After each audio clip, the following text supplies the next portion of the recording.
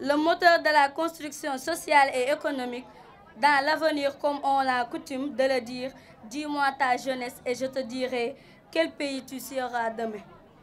Et pourquoi la jeunesse puisse participer au développement, elle doit être éduquée, formée dans un cadre adéquat à l'exemple des collectivités éducatives. C'est pourquoi nous exhortons davantage à toutes les autorités locales et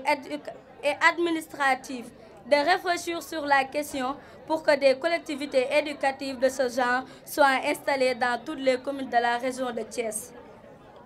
Je ne saurais terminer sans pour autant remercier les membres de l'ICS, les tontons moniteurs et les tatas monitrices. Mes remerciements vont à l'endroit des différentes délégations ici présentes, à savoir la mairie, le conseil départemental, celle des parrains, des ambassadeurs, des parents et des invités d'honneur. En bas, l'ignorance et le cœur, triomphe d'éducation citoyenne des enfants pour l'avenir. Merci de votre aimable attention. Chers parents, chers membres de l'ICS, chers encadreurs, chers enfants, chers invités, Auguste Assemblée, à vos rangs, grades et qualités, bonsoir. C'est un bonheur, un immense plaisir pour l'ICS ce soir, à la 4e édition du camp de vacances chez nous, initié par l'Institut du changement social. Un camp de vacances d'une importance capitale qui tourne autour de 2 objectifs. Premièrement, il permet au Sénégal, dans un pays où l'éducation souffre par des raisons diverses, de rehausser le niveau des élèves en leur offrant des cours pédagogiques, mais aussi de combler le manquement d'une éducation civique, car tout projet de développement qui ne met pas en compte le coefficient humain n'est qu'un vide. Afin d'offrir une formation citoyenne aux jeunes, deuxièmement, il rétablit une injustice sociale dans la mesure où tous les parents d'élèves n'ont pas les moyens d'amener leurs enfants dans les colonies. Ainsi, ce camp de vacances constitue une solution de par la qualité, l'efficacité et la perspicacité des enseignements, augmentant par ailleurs le niveau de citoyenneté et de patriotisme des élèves. Donc, jarama à l'ICS. maa ngi nuyu yéen ñëpp ku ci nekk ci turam ak santam du nuyu képp ku fi teew di nuyu le directeur de Auchan di ko gërëm ci teewaayam di nuyu Mahfou Faye muy le représentant du conseil départemental di nuyu képp ku fi teew man nag maa ngi fi ñëw teew ci turu mairie de la commune de Thiès Ouest bi nga xam ni le maire Aline Sow moo ko jiite. Mais tamit maa ngi fi teew en tant que doomu gox bi parce que fi Randoulène gi fi laa dëkk fi laa juddoo fi laa yoroo ba toll nii donc nag bu fekkee ne dañoo am xale suñuy doom yoo xam ne dañ fee nekk di def loo xam ne vraiment ñëpp teg nañ ci seen bët ñooñu ñu jar a encouragé lañu. Le directeur d'Auchan maa ngi lay remercier vraiment ci taxawaay bi nga teewaay bi nga teew parce que lii lu day encouragé ay nit. parce que nit liggéey nga ni ko jaajëf lu rafet la man nag xale yi maa ngi bëgg ngeen def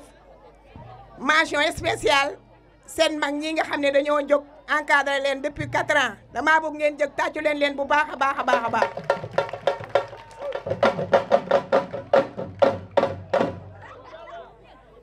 maa ngi gërëm xale yi bu baax a baax a baax parce que xale yi ku ci nekk xam na ni ñoom ñëpp képp ku fi teew rek. ay étudiants lañu ak ay étudiantes ñii ñu ngi ci ay seen 4e année ñii ngi seen 3e année mënoon nañ ñi dañoo nekk ci képp xam na ni étudiant ci yoon nu mu méttee année bi yëpp dañuy dañuy nekkuñu ak seen i parents nekkuñu ak kenn mënoon nañ ñi su école tëjee dañuy ñëw toog noppalu récupérer wala ñu def ni seen moroom yi di def dem wuti leneen lu ñuy def loo xam ne def leen a indil xaalis. mais ñoom dañoo préféré nekk ci quartier bi encadré seeni rak bugg leen a teg ci yoon di leen jàngal di leen yee képp ko gis li ñu def fii sànq nga xam ne vraiment xale yi ay jàmbaar lañu ñu jar a jàppale lañu ñu jar a félicité lañu man de maa ngi leen di xamal man de dama part maa ngi fii samay doom rek ñoo fi nekk lu ma si mën suba ba ngoon dinaa ko ci def te képp ku ma xam koo xam ne war na cee mën a def dara dinaa ko wax ni mu jàpp ci bu baax a baax a baax. De la mer Ouest, monsieur le représentant d'Auchan, chers parents d'élèves, chers membres de l'ICS, chers enfants, bonsoir. Donc c'est un grand honneur aujourd'hui de représenter le laboratoire l'EPSI Forest. C'est un laboratoire qui se trouve ici à Thiès, qui lutte contre la pauvreté, un laboratoire de consultance. Donc nous vous remercions d'abord de nous avoir associés à cette cérémonie grandiose. D'abord nous remercions l'ICS. J'avais dit la fois passée quand nous vous rendons visite que vous avez une mission noble, une mission qui est dévolue à l'État, une mission qui est dévolue aux mairies. Donc si vous le faites aujourd'hui, donc ça montre que vous êtes à un niveau très élevé, à un niveau compréhensif, à un niveau de citoyenneté acceptable. Donc aujourd'hui, vous comblez deux vides. D'abord, vous associez l'utile à l'agréable. L'utile parce que vous inculquez aux enfants l'éducation citoyenne. Comme nous l'avons dit passé, hier beaucoup jubanti day nek bu mu toyé. Xalé yi bo leen yarul dès le début l'éducation de l'enfant pour eux ñu mëna nek des citoyens modèles. Parce que actuellement ce qu'on a remarqué dans ce pays, c'est qu'il manque de citoyenneté, de citoyens modèles pour pouvoir diriger le pays. Tout ce que nous pouvons faire pour améliorer les conditions des enfants, nous le ferons. Peut-être les moyens sont limités, mais nous vous disons que c'est une parole de Dr Mbodj, que l'année prochaine, l'EPSI Forest fera tout pour participer d'une valeur très grande, le maximum de possible, de moyens financiers, de moyens matériels pour pouvoir encadrer les enfants. Donc pour être long, nous vous remercions encore une fois de plus. Merci beaucoup. Effectivement, d'abord les enfants, dire bonjour aux enfants. Les enfants, je vous dis bonjour.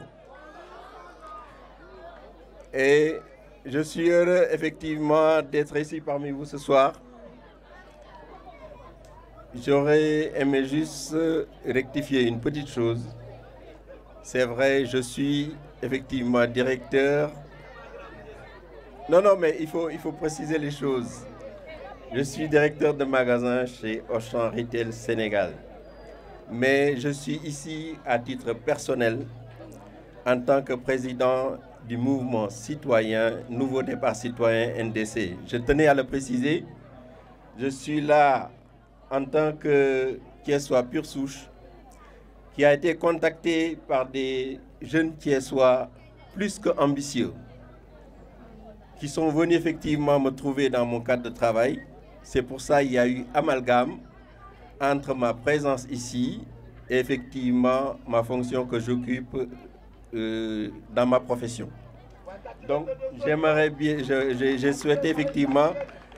faire cette mise au point. Sinon, je ne vais pas déroger à la règle des civilités en allant saluer effectivement notre sœur, la représentante du maire de la commune Ouest, notre frère Alioune Sow. Remercier notre frère, effectivement, représentant du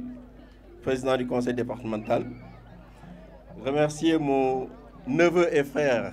Alinger et toutes les personnes qui ont tenu effectivement à être présentes ici ce soir et à soutenir l'ICS dans cette mission noble qui est effectivement de soutenir les enfants, d'éduquer les enfants. Moi, franchement, aujourd'hui, j'ai été heureux. J'avais même dit que je n'allais pas faire de discours,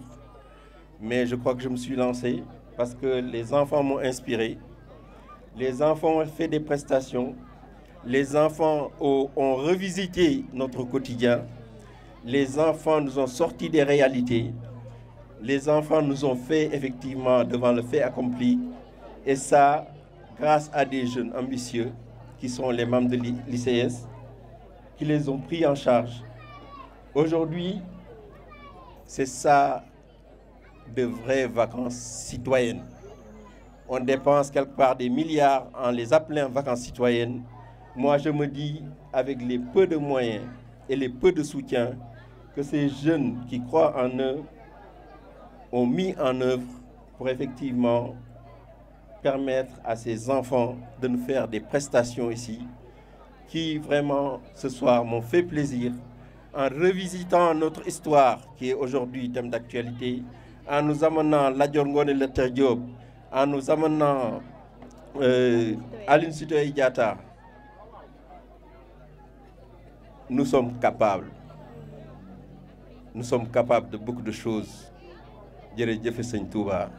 Jërëjëf Sëñ Touba. Jërëjëf Sëñ Touba. Hier, j'étais à Massalikul Jinaan. Wurewa dem na géej. Aujourd'hui,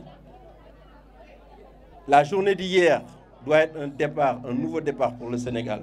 mais pas sur le dos des Sénégalais. Pas comme une beurrée. Ça doit être quelque chose de sincère. Je disais que la jeunesse, moi je fais confiance à la jeunesse et je compte sur la jeunesse. Et l'autre jour, je suis venu les voir, je leur ai dit, vous avez une longueur d'avance sur moi parce que vous vous occupez des enfants. Moi, je misais sur vous et vous allez miser sur les enfants qui sont vraiment la matière de demain. Eux, les enfants sont l'avenir, mais la jeunesse, c'est aujourd'hui et c'est maintenant. Et il faut vraiment leur faire confiance, les responsabiliser et surtout leur donner les moyens effectivement de mener à bien leurs idées, leurs objectifs et de faire avancer ce pays. Je vous remercie et encore une fois, j'ai été heureux d'être en contact avec les membres de l'ICS et ko xamul looy reere waroo dige loolu laa wax président Ahmed Mbaye wax ko effectivement Mamadou voilà mais li ci kanam raw lii bët. Voilà, je vous remercie et encore une fois toutes les personnes qui sont ici présentes, toutes les personnes qui soutiennent ces enfants, qui soutiennent ICS, vraiment sont dans une mission noble et on ne vous remerciera jamais assez. Merci à vous et merci mille fois. nga xamante ni man duma ko wax moo représenté monsieur le maire ndax jàpp naa moo fi maire kon yaay ñi ngi lay nuyu di nuyu président conseil départemental wala bu parti bu réew mi muy Mahfou teewal fi le président Idrissa Seck sama directeur sama nijaay maa ngi lay nuyu nekkoon nga sama directeur fële ca mairie ville yàlla def tey nga nekk Auchan tey suñu ñëw ci ñetti titre wala ñeenti titre sama raq ngeen nommé ko ambassadeur comme ni ngeen ma nommé ambassadeur mu ñëw fekk ma fi ne ma duma wax ngeen nommé woon keneen ambassadeur muy sama directeur tey yàlla def yaayam génn àdduna tey ñi ngi toog ci bànneex moom mi ngi toog ci naqar muy Gonza ñu koy ñaanal yàlla xare ko àjjana dañoo kontaan ci li ngeen def parce que mooy li ngeen koy waxee à chaque fois ku defar ndaw defar réew ku defar ndaw tabax réew waaye seen 4e édition bi du ay caaxaan mu tombeek maam borom Touba nekkoon 4e ca bureau ba ca Ndar tombeek Massalikul Jinaan démb ñu ubbi ko liy mbégte mi nag mooy ñu julli fa xadara fa juma muy ndamu Sénégal moo tax suñ doon nommé tey dañu naan héros national Serigne Mountakha la man Tidiane la Khalifa Ababacar Sy rek laa yaakaar mais dama jàpp ne ndamul islam mooy ndamul Tidiane mooy ndamul Murid héros national bi sëñ Mountakha la ndax li jërëjëfe Serigne Touba ndax démb tey kuy wax ci loolu nga war a wax bi xale yi di wax naan Lat-Dior héros national dama ni déet héros national démb la ñëw ndax Serigne Touba démb la dellu Dakar muy ndamal islam Mori Gueye nag nekk responsable national des jeunes bu réew mi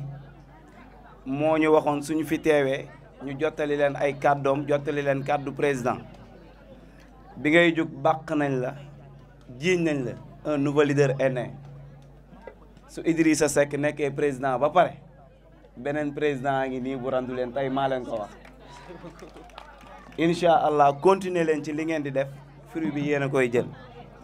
donc li nga xamante ni ñi ngi ko ciy wax mooy Gonza aussi nekk sama directeur nekk ci naqar moom mi ngi leen di gërëm di leen wax ni kontaan nañu engagement aussi buñ ci jëloon respecté nañ ko te dinañ ko def duñu wax ci mbooloo nag mais li ñuy jëfal xale yi incha allah ñun ak yéen ba keroog muy jeex parce que loolu ñun ngeen koy defal dañoo yori doom te xamuñu ba xam danañ fekkee seen ëllëgam déet donc lépp lu ci war ñu wax ko def nañ ko te dinañ continuer accompagner leen ba ñu incha allah année scolaire bi yëpp comme niñ ko waxee merci. Bonsoir, salam alaikum. Les représentants des élus locaux su ma nee élus locaux damay jël conseil départemental wàcc ci mairie yi yaakaar naa ni fi ñu nekk nee nañu mairie Thiès Ouest la Thiès nag c'est dommage dañ koo xar ñett wala ñeent maanaam talibé ca wet gële Thiès Est la fii di Thiès Ouest loolu nag ñun suñu xalaat suñu doxalin loolu du ci bokk. Aujourd'hui je représente monsieur Alioune Sarr bi nga xam ni jàmmi xale yi la ko ñi gën a xamee mais aujourd'hui yàlla def na après 20 ans de protection de l'enfance mu nekk directeur de la protection de l'enfance du ma ne dafa absent Alioune Sarr ni ngeen yaree xale yi noonu la ñu yaree moo tax suñ ko defee parrain wala ñu invité ko ci yu ni mel day préféré ay xale yu mu yar ñu mel ni ñun jiital leen ñu ñëw bañ may woo maa ngi woon benn after work bu neex fële au Grand Hôtel de Thiès mais suma yaakaar ci xale yi Thiès tax na su may nekkee ci after work dama koy bàyyi ñëw maa ngi nuyu suma grand Mahfouz mi toog dañu amoon juste benn message bu ndaw pour wan xale yi que ni xam-xam yéen la dama bëgg ngeen sopp mel ni ñun ñi nga xam ne Alioune Sarr daf ñu yar parce que ba may def C1 je pense ci laay soog a jàng hymne national lenn rek moo ma ci jaaxaloon hymne national lenn un lion rouge mooy gaynde gu xonk yàlla mi mën sàkk ko yéen ñi seetaan Nat Geo Wild yéen ñi seetaan National Geographic ak documentaire bu mu munti doon gaynde gu xonk maanaam sunu borom sàkk ko ñi xam nag luy àll xam luy rabi àll gaynde gu xonk suñu borom sàkk ko amul fenn kenn mësu koo gis nañ gaynde gu weex gu ñuul gu albinos gaynde gu leneen ak leneen gu argenté mais gaynde gu xonk gi nga xam ni dans notre hymne national on nous dit que le lion rouge a rugi bëgg naa bu ngeen delloo classe incha allah bientôt ngeen laaj seeni maître lan moo tax président Senghor bind gaynde gu xonk gi xiiru na loolu dañ leen koy dénk parce que ñun ba ñu nekk xale ñu ñuy jàngal dañu doon junj suñu demee classe suñu maître dañ ko koy laaj du ma ne du ko xam du ma ne ñi fi toog xamuñu ko lan moo tax gaynde gu rouge gi ñu tudd ko ku toll ni Senghor kàngam gu toll noonu nekk le premier maire de Thiès bind gaynde gu xonk te amul fenn fu ko yàlla sàkke dama bëgg su ngeen delloo classe incha allah bientôt feeg ay fan ngeen laaj ko seeni maître ñi fi nekk itamit dañ ci gëstu parce que li am solo xale yi nañ leen di xamal li xew xale yi nañ leen di sànq dégg naa ñu ne on a besoin d'éducation c'est important c'est un besoin savoir baax na connaissance baax na mais éducation mooy lépp. asalaamaaleykum mbooloo mi damay commencer rek di nuyu suma mag suma lépp Adja Aram Diallo moom bu waxee bu taxawee fi wax ba pare man amatuma kàddu bu may yëkkati xanaa li ma siy teg rek mooy di remercier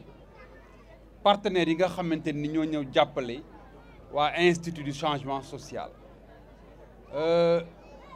Institut du changement social c'est une révolution à la limite parce que man ba ma nekkee ci mouvement associatif ba léegi je n'ai jamais vu une vision aussi noble je n'ai jamais vu une vision aussi humaniste bi nga xamante ni moom la jeunes yi nga xam ne ay étudiants lañu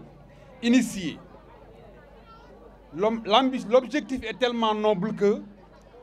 la fonction sociale que l'Institut est en train de jouer est d'une haute facture.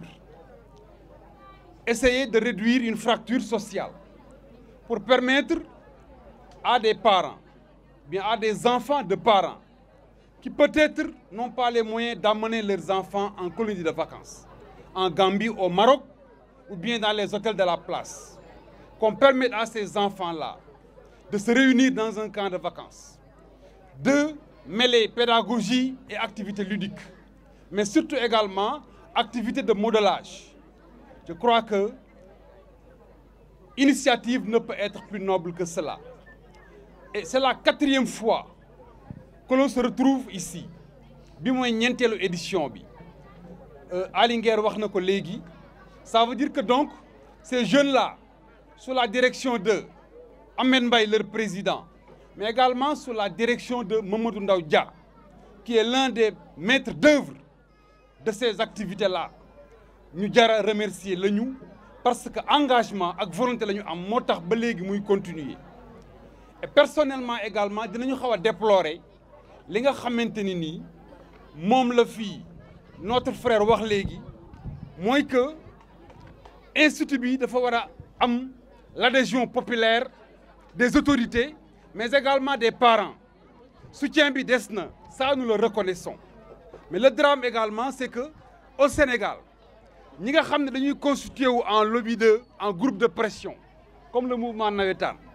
il impose un dictat sur les autorités et malheureusement les autorités n'ont pas les populations derrière pour pouvoir riposter, pour pouvoir résister. Mais je vous conseille de continuer de l'avant, de continuer de vous battre parce que li ngeen di def nii moo gën li waa navétane di def. C'est ma conviction. Parce que comme ni mu ko waxee ODCAV la ñu wax wala ONCAV, Organisation nationale des activités de vacances. Football rek waru ko lal mais aujourd'hui ONCAV ODCAV football rek la ñuy def. Mairie ak institution yi ñoom la ñuy jox seen subvention et en contrepartie amul dara lu waa ODCAV di rapporter à la société. Et c'est dommage qu'une initiative comme l'Institut du changement social ne peut pas bénéficier des mêmes appuis et des mêmes subventions que ces organisations comme l'ODCAV et l'ONCAV. Maire, le représentant du conseil départemental, le représentant du directeur de la protection de l'enfance, M. Alioune Sarr, aussi mon ami qui vient d'arriver, M. Mamadou Dieng, de nous aussi les parents d'élèves et les élèves, di am contentement ci ñaari mbir, contentement parce que je suis membre de l'ICS, contentement aussi il y a mes promotionnaires qui sont là, M. Mohamed Mbaye et Mamadou Ndaw Dia qui on a eu à partager la même classe. Di am aussi contentement parce que ma nekk ambassadeur dafa nekk lu mu motiver parce que j'ai toujours porté mon choix sur les enfants.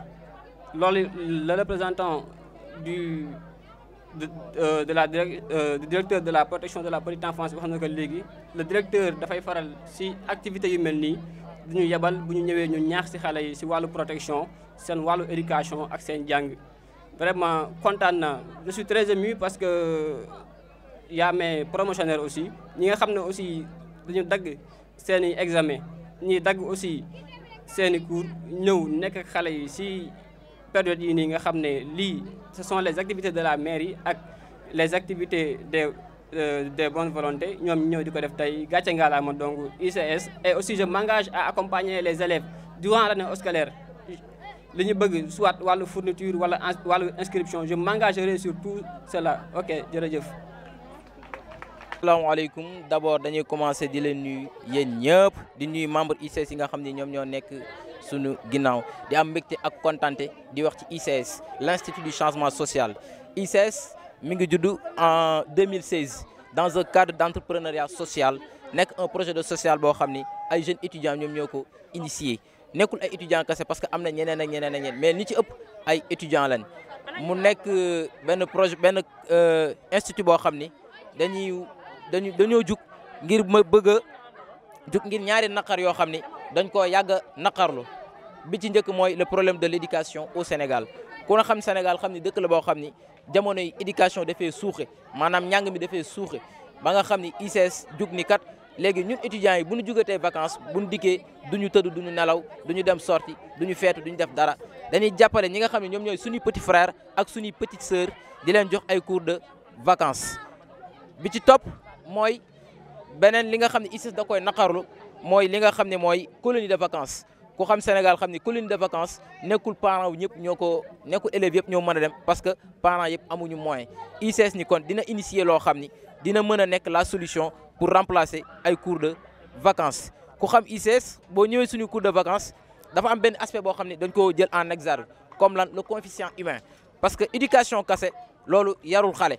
da nga koy jàng ba pare defal ko formation citoyenne boo xam ne moo koy mën a accompagner ci nekkinam ci société bi nga xam ne day am nekkin wu rafet ndax dëkk boo gis muy développé rek jàng bi ci la mais yar ak tegginu ndaw ña tamit aussi ca la ICS tamit loolu da koo prendre en compte ba nga xam ne en collaboration avec les moniteurs de l'ASS nga xam ne ce sont des moniteurs diplômés ñoom ñooy jàppale ICS ci seen xeex boobu noonu nga xam ni dañ koy xeex di jàngal xale yi par des champs de classe yoo xam ne daf leen di jox benn formation citoyenne boo gisee cérémonie bi léegi xale yi def nañ fi léegi benn prestation en secourisme ak yeneen ak yeneen ak yeneen des théâtres yoo xam ni ce sont des théâtres d'enseignement comme ni ko fi sànq benn waay waxee rek ni on associe l'agréable et l'utile loolu moo tax a jóg